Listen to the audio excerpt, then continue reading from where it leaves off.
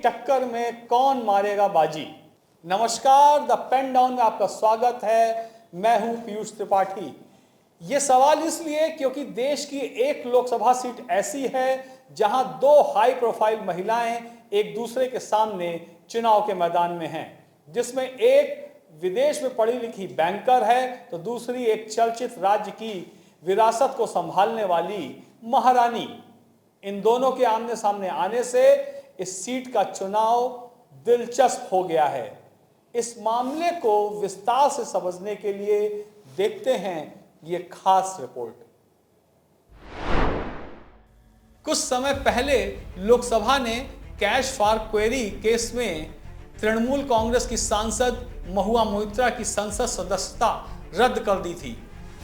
महुआ मोइत्रा 2019 में पश्चिम बंगाल की कृष्णानगर लोकसभा सीट से तृणमूल कांग्रेस के टिकट पर चुनकर संसद पहुंची थी। कैश फॉर क्वेरी यानी पैसे के बदले सवाल पूछने के मामले में लिप्त पाए जाने के बाद महुआ मोइत्रा की संसद सदस्यता रद्द कर दी गई थी। महुआ मोइत्रा एक बार फिर टीएमसी के टिकट पर 2024 का लोकसभा चुनाव कृष्णानगर सीट से ही लड़ रही हैं। 2019 में तो महुआ मोइत्रा ने भारी अंतर से बीजेपी प्रत्याशी कल्याण चौबे को हराकर यहां से जीत दर्ज की थी, लेकिन इस बार महुआ की लोकसभा पहुंचने की राह आसान नहीं दिख रही है। महुआ मोइत्रा की घेरेबंदी के लिए भाजपा ने तुरुप का इक्का चलते हुए राजमाता अमृता राय को उम्मीदवार बनाया है। राजमाता अमृता राय कृष्णानगर राज परिवार से आती हैं और प्रतिष्ठित राजबाड़ी रॉयल पैलेस की राजमाता हैं। पश्चिम बंगाल के नदिया जिले के इतिहास में कृष्णानगर राज परिवार और राजा कृष्णचंद्र राय के योगदान को आज भी याद किया जाता है। हालांकि राजमाता अमृता राय को चुनाव मैदान में उतारे जाने पर टीएमसी ने ये कहकर उनका विरोध किया था कि जब सिराजुद्दौला ने अंग्रेजों के खिलाफ लड़ाई लड़ी तो कृष्णानगर के शाही परिवार ने अंग्रेजों की मदद की थी, और अब बीजेपी ऐसे परिवार के एक सदस्य को उम्मीदवार बना रही है। टीएमसी द्वारा कृष्णानगर राज परिवार पर आरोप लगाए जाने को लेकर राजमाता अमृता राय ने पीएम मोदी को फोन कर अपनी पीड़ा बताई। राजमाता ने पीएम से कहा कि महाराजा ने हिंदुओं को नवाब सिराजुद्दौला के अत्याचारों से बचाने और सनातन धर्म की रक्षा के लिए अंग्रेजों का साथ दिया। गौरतलब है कि महाराजा कृष्णचंद्र राय ने 1728 से 1783 तक कृष्णानगर पर शासन किया था। राजमाता अमृता राय ने पीएम से कहा कि यदि उस समय महाराज कृष्णचंद्र राय ऐसा ना करते तो सनातन धर्म ना बचता। नवाब सिराजुद्दौला बहुत ही अत्याचारी और भ्रष्टाचारी शासक था। यदि उस समय महाराजा कृष्णचंद्र और अन्य हिंदू राजाओं ने अंग्रेजों का साथ न दिया होता तो शायद आज हम हिंदू ही ना होते। अमृता जी, आप महाराजा कृष्णराय चंची की विरासत को आगे ले जा रही है।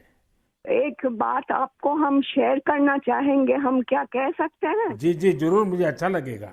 ये जो महाराजा कृष्णचंद्र का हम शामिली है तो उसका भी ये लोग विरोध कर रहे हैं। क्या बोल रहे हैं कि वो ब्रिटिश के साथ दिया था, फिर वो मैंने हम लोगों को गद्दार समझते हैं। क्यों किया वो नहीं बोल रहा है। इतना जमीन दान किया, इतना सब लोगों के लिए किया, भलाई के लिए किया, वो सब नहीं बोल रहे हैं। लेकिन क्या बोल रहे हैं, तो हम बोला कि क्यों किया ऐसा महाराजा कृष्णचंद्र, अगर नहीं करते तो हमारा सनातन धर्म तो पूरा खत्म हो जाता है कि नहीं। तो वो बात है, क्योंकि तब का वो जो नवाब थे सिराजुद्दौला, तो वो तो बहुत अत्याचारी भ्रष्टाचारी थे। तो उसीलिए उन्होंने तो अकेला नहीं किया, बहुत सारे राजाओं के मिलन हुआ, उसके बाद सभी ने किया। जगत सेठ भी थे और राजाओं थे, तो उसी सभी के मेहनत से ये काम सफल हुआ। तो अगर नहीं होता आज हम हिंदू नहीं रह पाते, हमारा भाषा दूसरा होता, हमारा वेशभूषा एकदम अलग होता और सभी अलग हो जाते। हम तो दूसरों के अधीन रहते हैं ना, यही बात है। अमृता जी, बचपन में हमारे यहाँ हम लोगों को जो पढ़ाया जाता था उसमें कृष्णचंद्र राय की समाज सुधार का काम, बंगाल के विकास का काम, बंगाल के विकास के मॉडल, ये सब सुनने को मिलता था बचपन में। अब देखिए, ये वोट बैंक की राजनीति करने वाले लोग हैं तो बहुत ही अनाप शनाप आरोप लगाएंगे और 300 साल पहले की घटना निकालेंगे, 200 साल पहले की घटना निकालेंगे और बदनाम करने का प्रयास करेंगे। वे खुद अपने जो वर्तमान पाप है उसको छिपाने के लिए वो ऐसी चीजें ढूंढते रहते हैं। लेकिन जब भगवान राम की बात आती है, तो वो कहते हैं कि सबूत कहाँ है, इतनी पुरानी बात क्यों निकालते हो। लेकिन जब कृष्णचंद्र राय की बात आती है तो वो तुरंत निकालते हैं। तो इस प्रकार से उनके दोगलापन होता है और आपको इसका बिल्कुल मन में प्रेशर नहीं लेना चाहिए। आपने तो बंगाल का उज्जवल भविष्य और आपका स्वयं का जीवन भी लोगों के लिए रहा है। हाँ जी। और आपके सामने बंगाल की विरासत को बचाने की भी चुनौती है। और आप इसे कैसे देख रही हैं? आप? हम पॉजिटिवली देख रहे हैं। हमारा लड़ाई जो है लोगों का सेवा के लिए है, करप्शन हटाने के लिए है और वंचित लोगों के उपकार में आने के लिए है। आपने देखा होगा इन दिनों लड़ाई 2 खेमों में बट गई है। एकदम। एक हमारा खेमा है जो इस देश से भ्रष्टाचार को मिटाने के लिए कदम उठा रहा है और दूसरा हमारे सामने वाला खेमा है, वो भ्रष्टाचारियों को बचाने के लिए इकट्ठे होना, एक दूसरे को बचाने के लिए लड़ाई लड़ना, आरोप करना और जिन्होंने पहले खुद ने आरोप किए थे वो भी उनको बचाने में लग गए हैं। यानी उनके लिए देश उनकी प्राथमिकता नहीं है, सत्ता ही उनकी प्राथमिकता है। और इसलिए चुनाव में हमने भ्रष्टाचार मुक्त भारत बनाने के लिए लड़ना ही लड़ना है, क्योंकि हमारे देश के युवाओं का भविष्य उज्जवल बने, इसलिए भ्रष्टाचार से मुक्त देश होना ही चाहिए। वहीं पीएम मोदी ने राजमाता अमृता राय से कहा कि बचपन में हमें महाराजा कृष्णचंद्र राय द्वारा किए गए समाज सुधार के कार्यों, बंगाल के विकास के लिए किए गए उनके कामों, बंगाल के विकास के मॉडल के बारे में पढ़ाया जाता था। देखिए, ये लोग वोट बैंक की राजनीति करते हैं, इसलिए अनाप शनाप आरोप लगाएंगे। आपको इसका प्रेशर नहीं लेना चाहिए। आपका स्वयं का जीवन लोगों की सेवा में समर्पित रहा है। वहीं अगर बात महुआ मोइत्रा की करें तो महुआ मोइत्रा राजनीति में आने से पहले एक बैंकर हुआ करती थी, जिनकी पढ़ाई लिखाई अमेरिका में हुई। असम में पैदा हुई महुआ की शुरुआती पढ़ाई कोलकाता में हुई। इसके बाद उनके घर वालों ने महुआ मोइत्रा को पढ़ाई के लिए अमेरिका भेज दिया। मैसाचुसेट्स से अर्थशास्त्र और गणित में स्नातक की उपाधि प्राप्त करने वाली महुआ ने प्रतिष्ठित कंपनी जेपी मॉर्गन में लंदन और न्यूयॉर्क में काम किया।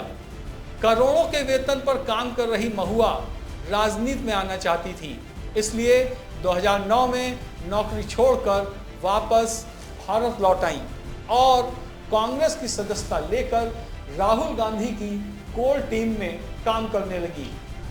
1 साल बाद ही महुआ कांग्रेस छोड़कर ममता बनर्जी की टीएमसी में शामिल हो गई और 2016 में नदिया जिले की करीमपुर सीट से चुनकर पश्चिम बंगाल विधानसभा पहुंची। महुआ का राजनीतिक ग्राफ तेजी से चढ़ रहा था। 2019 में वो टीएमसी के टिकट पर कृष्णानगर सीट से जीतकर लोकसभा पहुंच गई। तेज तर्रार महुआ मोइत्रा पर भाजपा सांसद निशिकांत दुबे ने पैसे लेकर सदन में सवाल पूछने का आरोप लगाया। संसद की एथिक्स कमेटी ने इस मामले की जांच की और महुआ को दोषी पाया और उन्हें लोकसभा से निष्कासित कर दिया गया। महुआ मोइत्रा को ईडी ने भी 28 मार्च को दिल्ली दफ्तर में पूछताछ के लिए बुलाया था तो उन्होंने ये कहकर आने से इनकार कर दिया कि वो चुनाव प्रचार में व्यस्त हैं। कृष्णानगर लोकसभा सीट से महुआ मोइत्रा के सामने महारानी अमृता राय को उतारकर बीजेपी ने महुआ मोइत्रा के लिए मुश्किल तो खड़ी कर ही ली है। वैसे भी कैश फॉर क्वेरी मामले में दोषी पाए जाने और ईडी के बुलावे के बाद महुआ की छवि पर असर पड़ा है, जिसका फायदा बीजेपी को मिल सकता है। वहीं कृष्णानगर राज परिवार को इस इलाके में बहुत सम्मान से देखा जाता है। देखने वाली बात होगी कि महारानी वर्सेस महुआ की लड़ाई में बाजी किसके हाथ लगती है। आप हमारे चैनल द पेन डाउन को लाइक और सब्सक्राइब जरूर करें व बेल आइकन भी दबाएं। धन्यवाद।